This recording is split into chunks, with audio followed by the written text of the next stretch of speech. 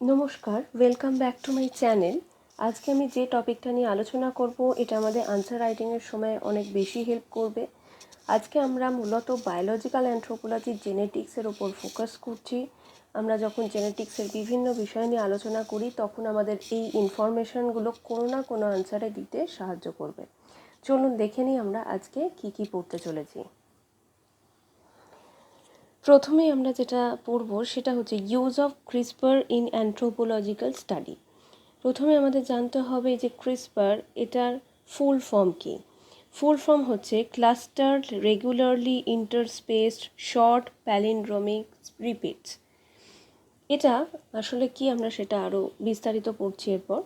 CRISPR is a powerful tool for editing genomes, meaning it allows researchers to easily alter DNA sequences and modify gene function. এটা এক ধরনের editing টুল বলতে পারি, যেটা আমাদের genome বা জিন সেটের বিভিন্ন অংশকে এডিট করতে পারে বা পরিবর্তন করতে পারে। পরিবর্তন করলে কি হয়, আমাদের অনেক ধরনের সুবিধা হয়। সেই সুবিধা কি হচ্ছে সেগুলো আমরা পরবর্তী ইনফরমেশনগুলোর মাধ্যমে বুঝতে পারবো। It has many potential applications, including correcting genetic defect, treating and preventing the spread of diseases.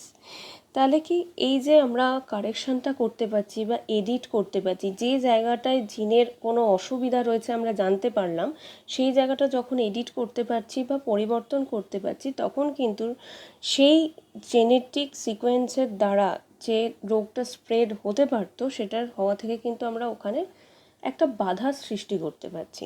ঠিক আছে, তাহলে বিভিন্ন ধরনের জেনেটিক ডিফেক্ট বা বিভিন্ন ধরনের ডিজিজ যেগুলো আমরা জানি কোন জিনের জন্য হয়, সেইগুলো ট্রিটমেন্টের জন্য এই বিষয়টি খুব হেল্পফুল। ঠিক আছে, ক্রিসপার হচ্ছে এক ধরনের টুল যেটা আমাদের জিনোমের যে কোনো অংশকে এডিট করতে সাহায্য করে। নেক্সট পড়ছি, it's a gene editing technique comprised of an enzyme called Cas9 which can break strands of DNA and a piece of RNA that guides the Cas9 enzyme to a specific site in the genome for editing. এটা একটা editing technique, আমরা already দেখে এসেছি।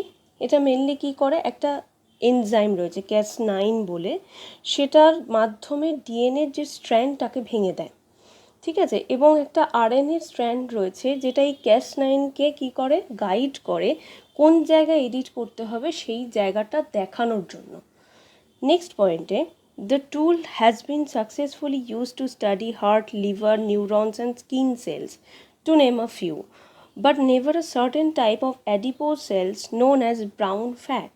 Using this technique, scientists were able to successfully target brown fat, a specialized adipose tissue used to generate heat and protect core body temperature. এই জায়গাটা আমি ভালো করে বুঝিয়ে দিচ্ছি। এই যে আমরা জিন এডিটিং একটা টুল দেখলাম, এটা কিন্তু বিভিন্ন জায়গায় হেল্প করতে পারে।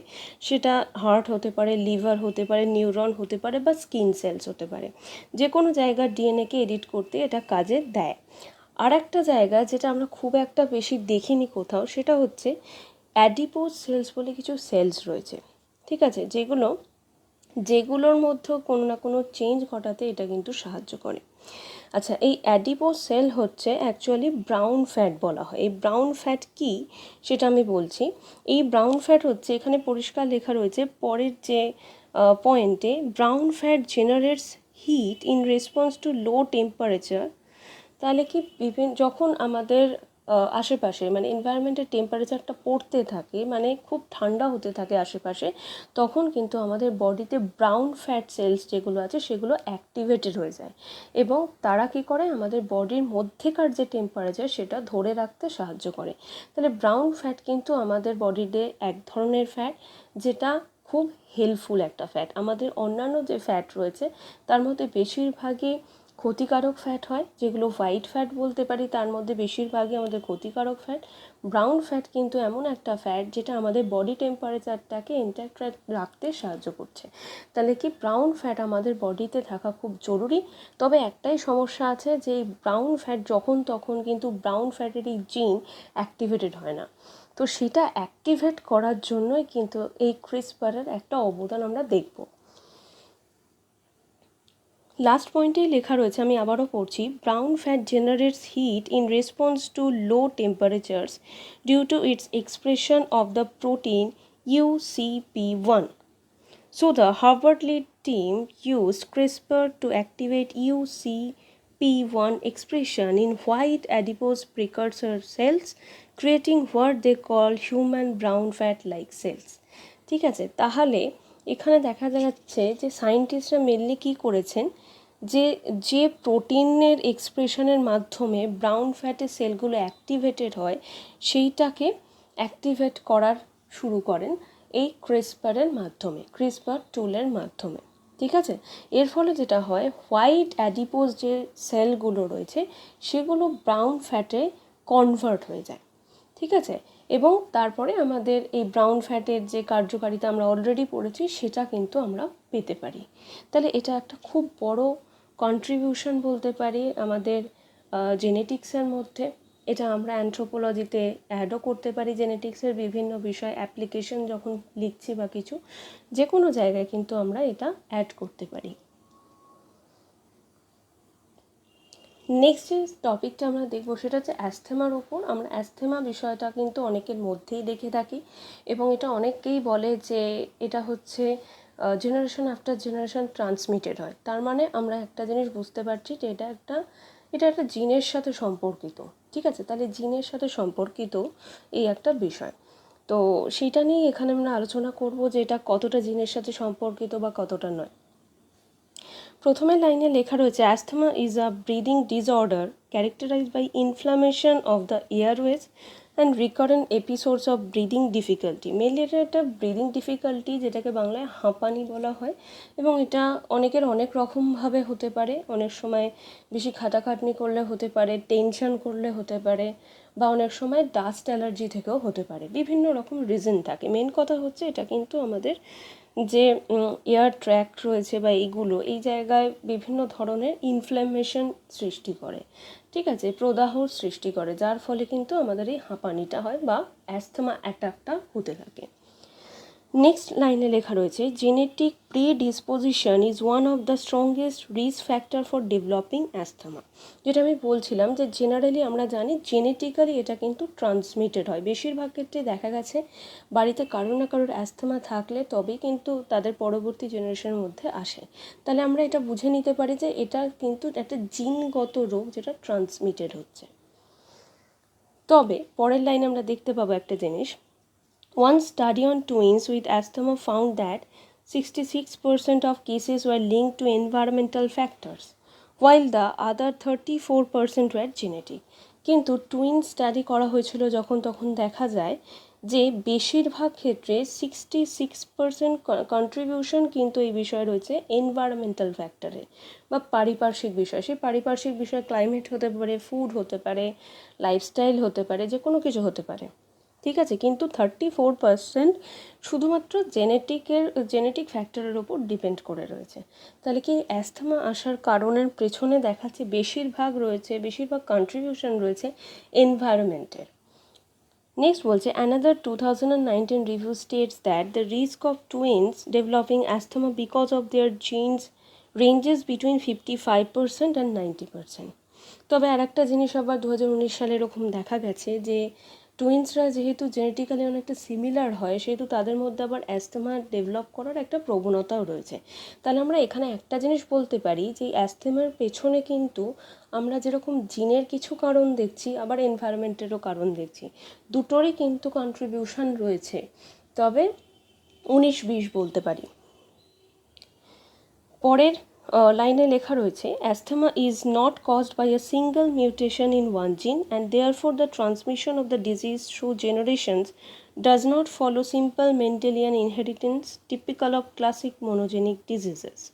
ঠিক আছে, এখানে বলা হচ্ছে যে যে কোনো একটা জিনের মিউটেশন, ঠিক আছে, বা একটা জিনের পরিবর্তনের কারণে কিন্তু অ্যাস্থমা ডেভেলপ করে না। যেটা আমরা অনেক কিছু রোগ রয়েছে যেগুলো দেখতে পাই যে একটা জিনের শুধুমাত্র পরিবর্তনের জন্য সেই রোগটা চলে আসে। তার মানে এটার পেছনে অন্য রিজন রয়েছে। কী reason? Rather, asthma is a polygenic multifactorial disorder, which means that many factors contribute to its development. These factors are both genetic and environmental. Accordingly, the combined action of several genes interacting with one another and with environmental factors causes the condition. দেখা গেছে যে actually এর পেছনে একটা নয়, একাধিক জিন যেমন দায়ী, তেমন কিন্তু একাধিক এনভায়রনমেন্টাল ফ্যাক্টরও দায়ী।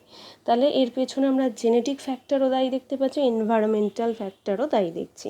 ঠিক আছে, তাহলে এটা একধারে যেরকম পলিজেনিক, কারণ কি এর মধ্যে অনেক জিন দায়ী আমরা দেখতে পাই, আর একটা হচ্ছে মাল্টিফ্যাক্টোরিয়াল, কারণ কি এখানে জেনেটিক ম্যাটারও দেখতে পাচ্ছি, এনভায়রনমেন্টাল ম্যাটারও দেখতে পাচ্ছি। তাহলে এটা পলিজেনিক এবং মাল্টিফ্যাক্টোরিয়াল একটা ডিসঅর্ডার। তাহলে কেবলমাত্র জিনের মাধ্যমেই কিন্তু এটা আসে না, এবং তাও একটা জিনের মাধ্যমে আসে না, একাধিক জিন থাকতে পারে এর পেছনে এবং একাধিক এনভায়রনমেন্টাল ফ্যাক্টর থাকতে পারে, তাই এটাকে পলিজেনিক এবং মাল্টিফ্যাক্টোরিয়াল ডিসঅর্ডার বলা হচ্ছে। There are different experimental approaches to establishing a connection between a gene and disease such as asthma. The two main options are genetic linkage analysis and genetic association analysis. এর সাথে জিনের কতটা link রয়েছে সেটা study করার জন্য দু রকমের অ্যানালিসিস আমরা এখানে দেখাবো।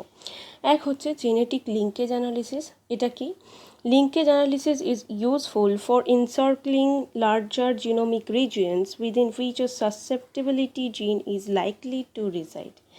এটা হচ্ছে কিছু জেনেটিক সিকোয়েন্স বা কিছু ডিএনএর সিকোয়েন্স চিহ্নিত করা হয় যে জায়গা থেকে অ্যাস্থমাটা ট্রান্সমিট হতে পারে। তো সেই জায়গাটা যদি আমরা দেখি তাহলে কিন্তু বুঝতে পারবো যে সেই জিনগুলোর মাধ্যমেই ট্রান্সমিশনটা হচ্ছে কি হচ্ছে না। ঠিক আছে, জিনের কোন কোন জিন আমাদের অ্যাস্থমাটা হওয়ার পেছনে দায়ী সেটা যদি আমরা দেখি তাহলে এই লিঙ্কেজ ব্যাপারটা কিন্তু বুঝতে পারবো, জিনের লিঙ্কেজ ব্যাপারটা। তো সেটা দেখতে পেলেই কিন্তু আমরা বুঝতে পারবো যে এর সাথে একটা বা একাধিক যে জিনগুলো আছে সেগুলোর সাথে এই অ্যাস্থমার কতটা বেশি লিঙ্কেজ রয়েছে। নেক্সট হচ্ছে genetic association analysis. Association analysis can be used to identify specific genotypes, for example, single nucleotide polymorphism by SNPs that are directly associated with the risk of disease. এটা হচ্ছে আরও সূক্ষ্মতম একটা এখানে আমরা রিসার্চের মধ্যে দিয়ে যেতে পারি, যেটা হচ্ছে কোনো একটা সিঙ্গল নিউক্লিওটাইড, ঠিক আছে, সিঙ্গেল নিউক্লিওটাইড যেটা আমাদের এই অ্যাস্থমাটার জন্য দায়ী, সেটা যদি আমরা চিহ্নিত করতে পারি ওটা কিন্তু আরও বেশি ভালো একটা রিসার্চ হবে। ঠিক আছে, এবং এটার সাথে ডিজিজের রিস্কটা যেটা হচ্ছে রিকারেন্স বা অকারেন্সের যে রিস্ক সেটা কতটা সেটা কিন্তু আমরা বুঝতে পারবো। তাহলে এখানে আমরা অ্যাস্থমা এবং জেনেটিক ব্যাপারটা মানে এর পেছনে কতটা দায়ী বা কতটা দায়ী নয় সেগুলো কিন্তু আমরা দেখতে পাচ্ছি। তাহলে এইগুলো আমরা আমাদের যখন জেনেটিক্সের বিভিন্ন টপিক আছে সেগুলোর মধ্যে কোথাও না কোথাও কিন্তু এই জিনিসগুলো ইনক্লুড করতে পারি। এগুলো নতুন ধরনের কিছু স্টাডি যেগুলো দেখা গেছে সেগুলো আপনাদের সাথে আমি শেয়ার করলাম। যদি ভালো লেগে থাকে তাহলে অবশ্যই লাইক করুন, শেয়ার করুন, আর বন্ধু বান্ধবের সাথে অবশ্যই শেয়ার করে দেবেন।